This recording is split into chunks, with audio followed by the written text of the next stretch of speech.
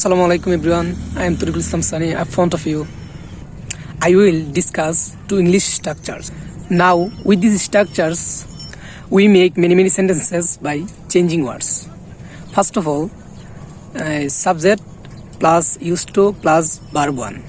এখানে used to অর্থাৎ used to তো বোঝায় যে আগে কোনো কাজ করতাম বাট এখন করি না। যেমন I used to do, আমি আগে কাজ করতাম, এখন করি না, এটা উজ্জ্ব থাকবে। আমি আগে কাজটি করতাম, I used to do the work, আমি কাজটি করতাম। দেন I used to give, আমি দিতাম। I used to donate, আমি দান করতাম। আমি গরিবদের দান করতাম। I used to donate the poor, আমি গরিবদের দান করতাম। I talk, আমি বলতাম, আমি তার সাথে কথা বলতাম। I used to talk to him, আমি তার সাথে কথা বলতাম। I used to drive, আমি চালাতাম। আমি গাড়িটি চালাতাম হলে কি হবে? I used to drive the car, আমি গাড়িটি চালাতাম। I create, আমি তৈরি করতাম। I create my house, আমি আমার বাড়ি তৈরি করতাম। I call, আমি ডাকতাম। I call you নিমহার, আমি তার নাম ধরে ডাকতাম। এখানে ডাকতাম, আগে ডাকতাম বাট এখন ডাকি নাটা উজ্জ্ব থাকবে।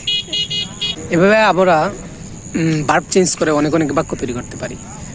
Second structure how to plus verb one. How to অর্থাৎ কোনো কাজ কিভাবে করা হয় তার সম্বন্ধে বোঝায়। যেমন হাউ টু ডু, কিভাবে কাজটি করব। হাউ টু ইট, কিভাবে খাবো। হাউ টু ডোনেট, কিভাবে দান করব। হাউ টু ক্রিয়েট, কিভাবে তৈরি করব।